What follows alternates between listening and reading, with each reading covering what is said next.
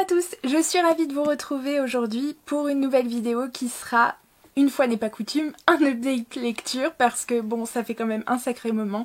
Je ne peux pas vous présenter que de nouveaux livres sans jamais en lire un seul. Donc c'est parti, ce sera une courte vidéo. Je vais vous proposer 5 ouvrages. Je vais vous présenter 2 romans, 2 BD et un manga.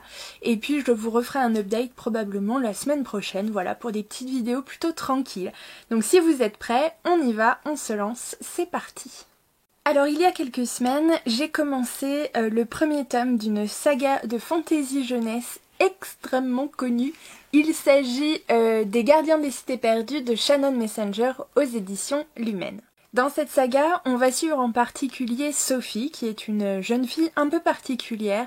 Elle a somme toute des pouvoirs relativement étranges, puisque en plus d'une mémoire photographique, elle est également télépathe, donc c'est quand même un petit peu... voilà, elle entend les pensées des gens.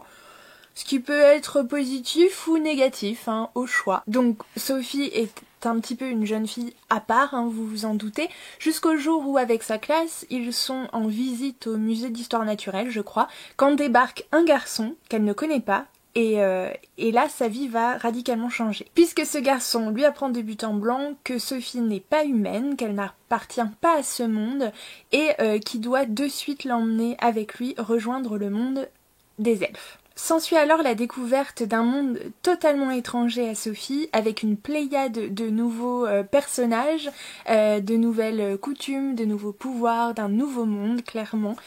Donc ça c'est plutôt chouette, on le découvre en même temps qu'elle. C'est une saga jeunesse qui m'avait été... moult fois recommandée, donc je ne suis pas étonnée d'avoir passé un si bon moment parce que oui, je ne vous le cacherai pas plus longtemps, j'ai adoré ce premier tome. Il y a en effet énormément de secrets qui entourent la jeune Sophie, inconnue d'elle-même, hein, il faut bien le dire. Que ce soit sa vie, sa naissance, ses pouvoirs, son origine. Il y a vraiment tout un univers que l'autrice a ficelé autour de ces personnages et c'est très intéressant.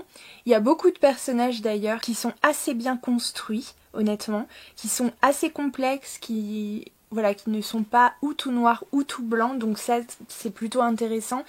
Et voilà, j'ai été assez happée par ce premier tome, très curieuse de découvrir la suite, pour être honnête. Après, un petit peu refroidie parce que il y a quand même le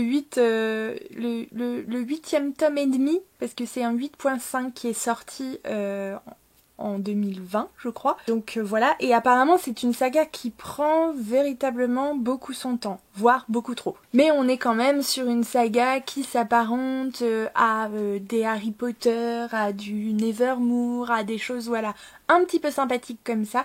Donc ça ne m'étonne pas qu'elle ait autant de succès. J'ai vraiment hâte de me plonger dans le second tome. D'ailleurs que j'ai peut-être d'ores et déjà dans ma palle. Alors j'ai beaucoup aimé l'univers construit par Shannon Messenger et comme je vous disais, ces personnages aussi un petit peu complexes. D'ailleurs il y en a vraiment certains que j'ai encore... Bon, c'est normal, c'est que le premier tome, mais voilà, que j'ai encore véritablement du mal à cerner. Je ne saurais vous dire si s'il joue franc jeu ou non. Donc voilà, je suis très curieuse de découvrir vraiment la suite des aventures de Sophie, parce que vraiment, il y a déjà eu des pseudo-révélations dans ce premier tome qui sont waouh, assez étonnantes, assez inquiétantes aussi. Bref, donc c'était vraiment très sympathique comme premier tome, très enlevé au niveau du rythme, très enrichissant. J'irais peut-être pas jusqu'au coup de cœur, mais c'était vraiment une très bonne lecture de 2020 et voilà, c'est sûr que je vais me pencher sur la suite très rapidement. Alors, deuxième roman à être sorti de ma pile à lire en cette fin d'année 2020, voilà, c'était à cheval, bref. Donc c'est un roman adulte, un pseudo classique maintenant, puisque c'est un Agatha Christie. Ici je vous présente donc Poirot Halloween, qui regroupe Le Vallon et le crime d'Halloween, écrit par Agatha Christie, aux éditions ici Le Livre de Poche. Alors dans cette très chouette édition, il faut bien dire que je m'étais procurée pour le Pumpkin Autumn Challenge, donc j'avais vraiment hâte de lire, et il s'est avéré que je n'ai pas eu le temps, et donc je l'ai proposé en lecture commune avec certaines de mes abonnées, donc voilà, c'était très chouette de le lire ensemble. On a fait un petit découpage et ça nous a permis d'en parler un petit peu au fur et à mesure. En tout cas, on a fait un brief à la fin du premier tome et on en a discuté vraiment, on a fait un bilan final à la fin du crime d'Halloween, parce que il faut dire que c'est deux récits d'Agatha Christie absolument différents au niveau de la construction. Oui, je dois vous le dire, ça a été un bilan assez mitigé. Parce que voilà, en fan d'Agatha Christie, il n'y a aucun problème, mais je suis loin de les avoir tous lus personnellement, donc je ne donnerai que mon avis. Mais on était un petit peu toutes d'accord, donc ça ne devrait pas trop déroger. C'était deux récits qui concernaient des enquêtes d'Hercule Poirot, donc pour ça, voilà, pas de surprise, on était très contente de le lire du coup pour ça. Le Vallon, c'est l'histoire du coup d'un manoir chez les Anquetel, je crois. Voilà, Lady Anquetel qui invite plusieurs de ses amis à passer le week-end donc dans leur domaine, dans leur manoir du Vallon. Et on retrouve le corps du docteur au bord de la piscine, etc. Sauf que sur à peu près 360 pages, en fait, on a une grosse partie consacrée à la psychologie véritablement des personnages. Alors je ne sais pas si vous avez déjà lu les enquêtes d'Hercule Poirot. Ce qui est très sympa, c'est qu'on est tout de suite plongé dans cette Angleterre un petit peu, voilà, version Cosy Mystery un petit peu, mais vraiment c'est tourné véritablement sur l'enquête avec un Hercule Poirot qui interroge les témoins, qui associe les pièces du puzzle, etc. Et là le truc c'est que, comme je vous disais, la première grosse partie, je sais plus jusqu'à quelle page, mais vraiment c'était plus d'un tiers du roman, honnêtement, qui était véritablement consacré à la psychologie des personnages, comme je vous disais. Donc en fait on va suivre les différents personnages dans leur intimité, dans leur pseudo-passé plus ou moins lointain. Enfin, on va vraiment apprendre plein de choses. D'ailleurs au début, en fait, Hercule Poirot n'intervient pas du tout. Pas du tout, il est même pas évoqué en fait, il est évoqué à partir d'un certain moment, et encore, il y a un policier qui mène l'enquête, donc il est pseudo là. Sa présence est finalement assez anecdotique, pour être honnête. Donc on a toute cette première partie qui en effet, sur la construction est intéressante parce que par rapport à d'autres enquêtes écrites par Agatha Christie, on rentre véritablement plus intensément dans la psychologie des personnages. Donc pour ça c'était intéressant, mais pour le coup, je pense que moi comme les autres filles qui ont lu du coup ce Vallon, enfin le Vallon, on était un petit peu désarçonnés par ça. On s'y attendait pas, donc c'est vrai qu'on était dans l'attente de l'arrivée d'Hercule Poirot, de se dire mais qu'est-ce que c'est, enfin quand est-ce que ça démarre en fait. Et voilà, après sur le travail de la psychologie des personnages, en effet, il faut bien le dire, c'était quand même très intéressant. Honnêtement, jusqu'à vraiment très longtemps, on soupçonne à peu près tout le monde. Bon, ça c'est la magie avec Agatha Christie. Mais après, si je dis la vérité, je me suis finalement vite doutée du coupable. Et alors le pompon, ça a été... En fait, ça a été un peu une déconvenue parce que oui, on a été déconcerté donc par cette construction de voir Hercule Poirot finalement que très peu et vers la fin, et que finalement la résolution de l'enquête, très étrange, très étrange pour être honnête. La fin est assez what the fuck. En fait, il y a une réaction de certains personnages qui est ouais, ça coule tout seul, quoi. Ça coule de source. Personne s'en étonne, personne réagit, voilà, tranquillou, quoi. Tranquillou. Très étrange, cette fin. Franchement, très étrange. De finir un petit peu sur ça, moi, perso, ça m'a laissé un peu perplexe. Disons, ça m'a pas emballé plus que ça comme enquête d'Agatha Christie. Et ensuite, le crime d'Halloween. Alors, le crime d'Halloween, on va retrouver le personnage, vous savez, de l'amie qui est romancière d'Hercule Poirot. Je sais plus comment ça s'appelle, Madame Ariadne Oliver, je crois. Donc Mrs Oliver, qui est romancière, qu'on retrouvait aussi dans d'autres, je crois que je l'ai rencontrée pour la première fois quand j'ai lu Carte sur table, il me semble, si je dis pas de bêtises, bref, peu importe, qui est en fait à la campagne, enfin dans un petit village, et qui se retrouve à aider l'une de ses amies, entre autres, à organiser une fête d'Halloween pour les enfants. du village. Donc voilà, ça se passe dans un manoir d'une riche famille, blablabla, blablabla. Bref, où ils organisent des jeux, où les enfants viennent préparer. Voilà, il y a il y a un petit repas, plein d'animations de prévues, etc. Donc voilà, bon, plutôt sympa. Sauf qu'au cours de la soirée, l'une des enfants, enfin l'une des jeunes filles, est retrouvée morte dans la bibliothèque, noyée. Bref, je vous passe les détails. Et donc, Mrs. Oliver, en fait, va faire appel à Hercule Poirot parce qu'elle est persuadée, en effet, que c'est un meurtre en même temps. Tout le monde en est persuadé. Mais qu'il y a vraiment quelque chose qui tourne pas rond puisque cette gamine, l'après-midi, en fait, lors de la préparation de la fête, a évoqué, en fait, devant tout le monde le fait qu'elle avait été témoin d'un meurtre.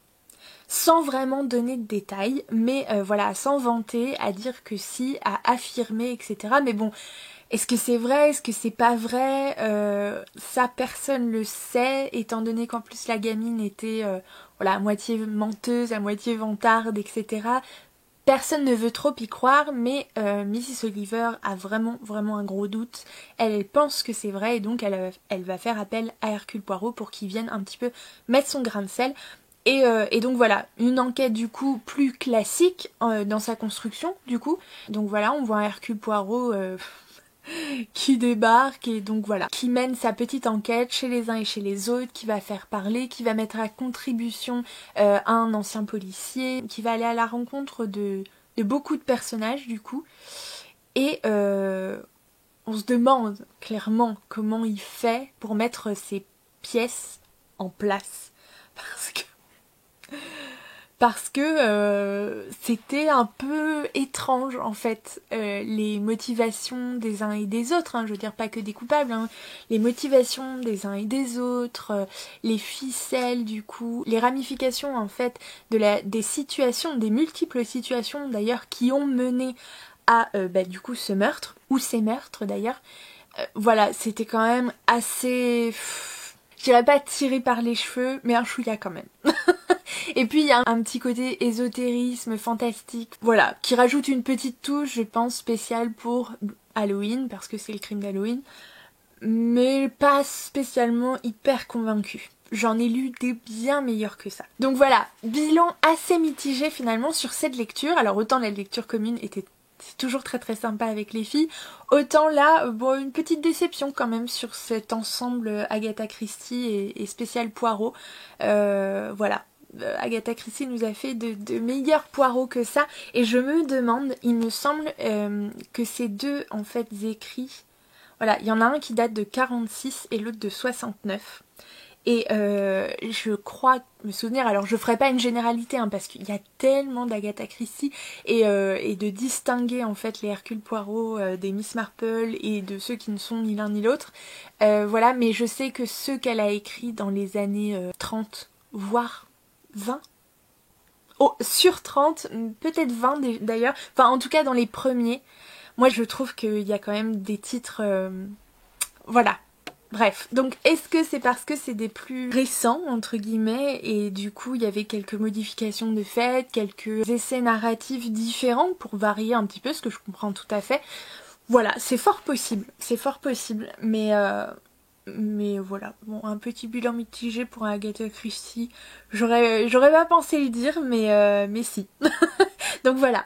On passe ensuite aux bandes dessinées et vous n'êtes pas sans savoir que il y a quelques temps sur Instagram j'ai participé à voilà quelques concours via des maisons d'édition qui proposaient de gagner certains de leurs titres et coup de bol j'ai réussi à remporter quelques lots, notamment les 2 premiers tomes de cette BD, Un putain de salopard de Loisel et Pont. Donc le premier tome intitulé Isabelle chez Rue de Sèvres.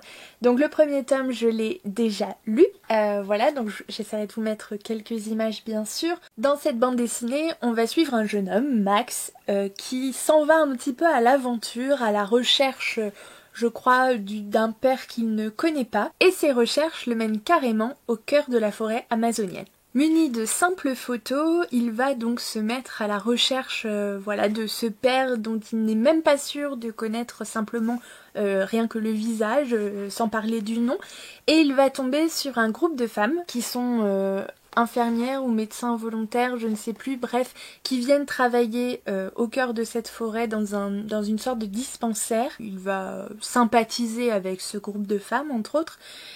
Alors, je tiens à préciser, c'est une BD adulte, hein, quand même, enfin, ou des très grands enfants, parce que sans que ce soit vulgaire ou autre, il y a quand même des scènes de nudité, etc. Donc voilà, c'est juste à savoir que vous l'offriez pas.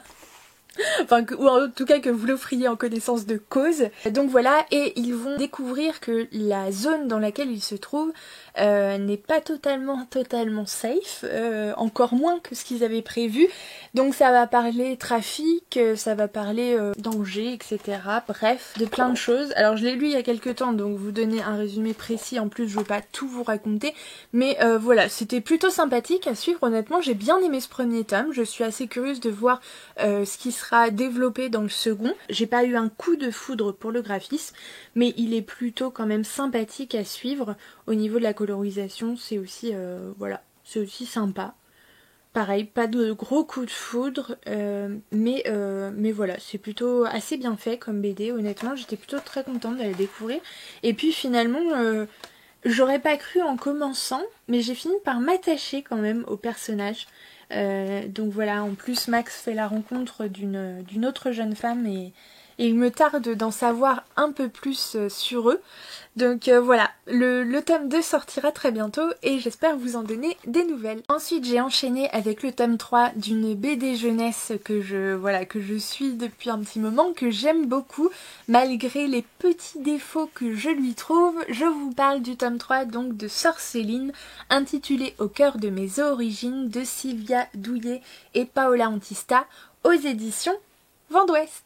Donc voilà, les camarades de Sorceline et elle-même sont ici en stage d'été sur l'île de Vorn, puisque en fait ils veulent devenir cryptozoologues, soit étudier les animaux en fait légendaires que l'humanité réfute. Donc on parle de dragons, de licornes, de fées, de machins, de trucs, bref. Et Sorceline a vraiment du coup toujours adoré ces animaux fantastiques et elle rêve d'en faire son métier, sauf que durant ce stage d'été finalement tout ne se passe pas tout à fait comme prévu. Il va y avoir des petits soucis et depuis le tome 1 en fait on est dans une sorte de pseudo-enquête en même temps que des cours, en même temps que de nouvelles rencontres avec de nouveaux animaux, bref c'est très sympa, honnêtement au niveau du graphisme j'aime beaucoup. Le scénario est aussi très sympathique pour une BD jeunesse et pour tout ce qui est fantasy, franchement, ça vend du rêve. Après, pour ma part, à mon goût, il y a toujours des soucis de découpe. On passe parfois d'une page à une autre, vraiment en ayant l'impression qu'il en manque une en fait. Il n'y a pas de transition de fait, on se retrouve 3 heures plus tard dans un autre lieu alors que il n'y a pas eu vraiment de conclusion pseudo, même pas une petite bulle pour dire 3 heures plus tard on passe voilà, enfin bref, rien, pas d'indication parfois, donc on est un peu choqué. Je vais éternuer, magie du montage, vous n'avez pas eu l'éternuement. Vraiment un gros souci parfois au niveau de la découpe. Et puis ce troisième tome, alors oui, très sympathique, voilà, on est bien dans l'univers, on est bien avec les personnages, mais ça traînasse un peu quand même. Là faut dire que bon, alors les fausses pistes, les machins et tout, je veux bien, mais ça traînasse un peu. On en apprend un tout petit peu plus sur Sorceline, voilà l'origine en fait de certains mystères, de certains questionnements. Oui, on en apprend un peu plus, c'est vrai. Voilà, il y a une grosse révélation à la fin, donc évidemment que on achètera le tome 4 pour en savoir plus. Voilà, j'aimerais bien que ça avance un chouïa quand même, et puis qu'on règle cette... c'est possible. Et j'emploie le on, voilà, tout naturellement. Voilà, parce que je me sens investie quand même dans cette histoire, je l'aime bien, mais c'est vrai qu'au niveau de la découpe, moi ça me pose problème, alors Peut-être qu'aux autres non, mais voilà, moi ça me pose un peu souci dans la lecture.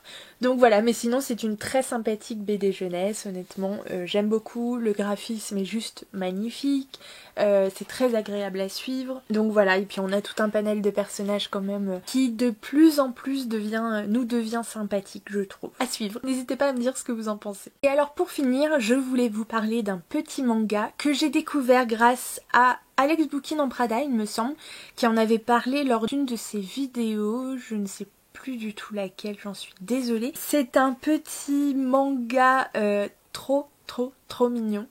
Tranche de vie, alors on n'est pas sûr de l'action les gars, mais par contre je trouve que ça reste très agréable. Vous savez que les tranches de vie pour moi c'est pas toujours, c'est soit l'un soit l'autre, hein. C'est soit ça passe soit ça casse, et dans celui-ci je trouve que ça passe extrêmement bien. J'aime beaucoup le graphisme, j'aime beaucoup l'histoire, j'aime beaucoup le concept. Vous vous demandez quand je vais arrêter de teaser, bon d'accord. J'ai lu donc le premier tome des Petits Vélos de Keiko Koyama aux éditions Komiku. J'ai adoré. Bon, je vous raconte de quoi il retourne. On va suivre en fait le quotidien du Strade Bianche qui signifie d'ailleurs en italien ligne blanche. Je l'ai appris dans le manga, bref, qui est en fait un petit magasin de vélos, donc réparation, vente, etc. Mais pas que, c'est aussi un café, pizzeria, etc. Ça fait un peu tout. Donc voilà, tenu par Monsieur Véloutre quand même. J'adore. Et ses employés, et également tout un petit panel de personnages animaliers, évidemment, vous vous en doutez en voyant la couverture, tous plus mignons les uns que les autres.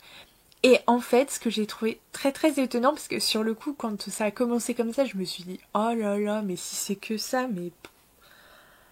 Enfin, j'espère que ça va pas devenir, vous savez, un peu, bon, répétitif, un peu lourd et tout. Pas du tout. C'est super mignon. Il y a plein d'histoires différentes. Et alors, ce que j'ai trouvé, mais, oh, topissime. Et j'aurais pas pensé le dire comme ça, je sais pas si ça va vous vendre du rêve, mais vraiment il faut le lire pour le comprendre. Il y a plein de choses sur le vélo et je pensais pas en savoir aussi peu sur les vélos. J'ai appris des tonnes de trucs sur les différents vélos. Alors vous savez, par exemple si je vous dis quelle est la différence entre VTC et VTT. Bon bah tout le monde sait. VTT, vélo tout terrain, tout chemin, ville, etc. Bref. Sauf que non, il y a quand même beaucoup plus à savoir que ça. Et je vous jure qu'il y a certaines pages consacrées en fait à certains types de vélos, à certains grands champions, à certains...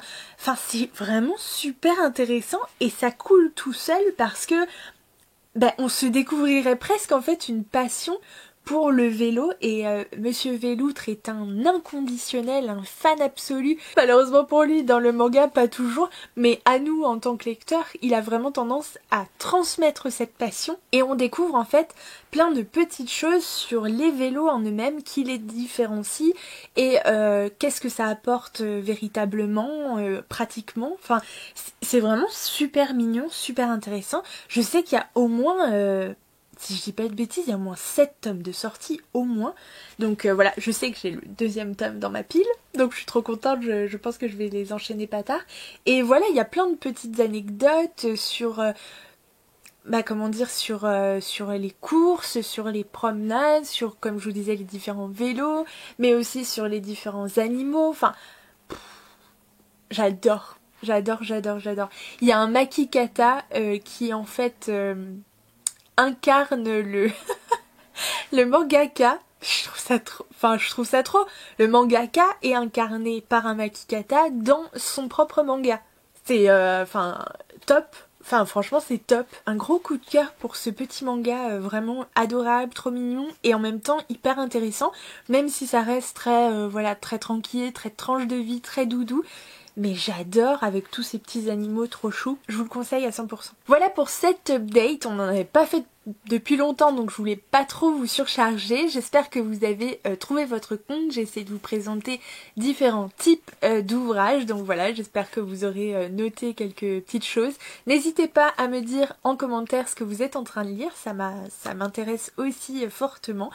Si vous n'êtes pas encore abonné à la chaîne, n'hésitez pas. C'est aussi le moment de cliquer sur les petits pouces parce que c'est important, ça fait plaisir et c'est gratuit.